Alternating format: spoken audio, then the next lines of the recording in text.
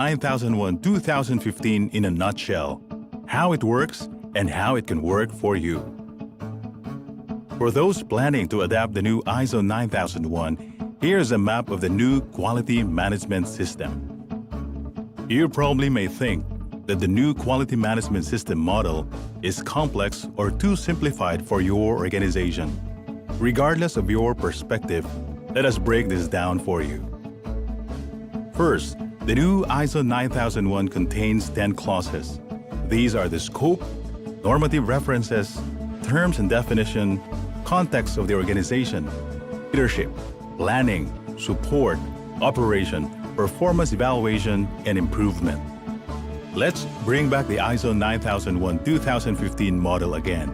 Clause 1, 2, and 3 are nowhere to be found in this model. This means that the requirements are all contained from Clause 4 up to Clause 10. These clauses form part of the nuts and bolts of the quality management system.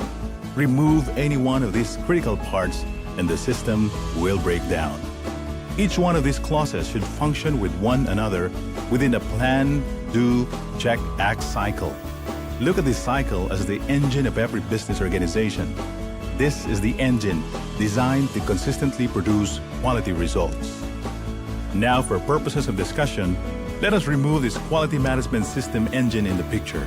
If we do that, what we have left are just the customer requirements on the left side of the model and customer satisfaction on the right side of this management model.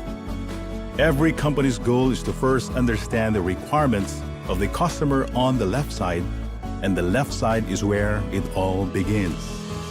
After we understand the customer requirements and the context of our organization, we should come up with a plan on how to meet or exceed these requirements to achieve customer satisfaction or quality results, which are on the other side of the model. The left side tells us what the requirements are, and the right side shows us the desired end results. Now, the only way for us to bridge the wide gap between customer requirements and customer satisfaction is a robust and reliable system that should be established right in the middle of this canvas.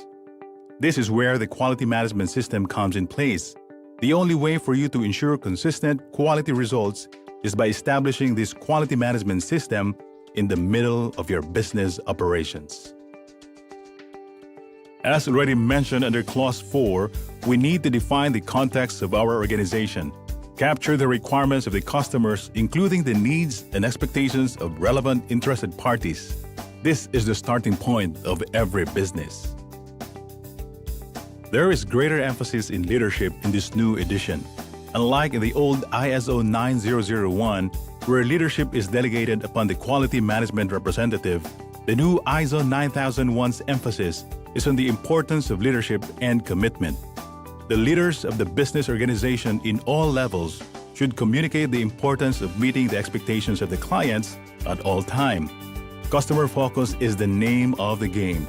This is where a quality policy is established and communicated, and organizational roles, responsibilities, and authorities is also defined. The question is, are you really leading? Clause 6 will guide us on how to effectively plan our actions to address risk and opportunities. These, by the way, is one of the highlights of the new ISO 9001. Quality objectives should also be defined and, most importantly, come up with a clear-cut plan on how to achieve them. Changes in these objectives and actions should also be carefully included in the planning. Regardless of business size, without adequate support, the business will fail. ISO 9001 defines the following as critical support. These are resources, competence, awareness, communication, and documented information. Resources include competent and motivated people, adequate infrastructure, and work environment for the efficient operation of the processes. The use of resources shall also be monitored and measured. Part of support is a documented information, which is composed of quality manual, procedures, work instructions, and records. In layman's term, operation is all about getting things done. This is where you actually produce the product or deliver the service. Considered as one of the most challenging parts in every business organization, This is the part where you have to constantly keep your eyes open. Most of the management controls are also established in operation. After all, the quality of the results will depend on the quality of controls. Clause 8 will guide us on how to plan and control operations, capture customer requirements accurately, design and develop products and services, control outsourced processes, and manage post-delivery activities. At the end of the day, the most important thing to know is whether or not we have met the expectations and requirements of our customers. This is where we check on our performance through monitoring, measurement, analysis, and evaluation using our key performance indicators.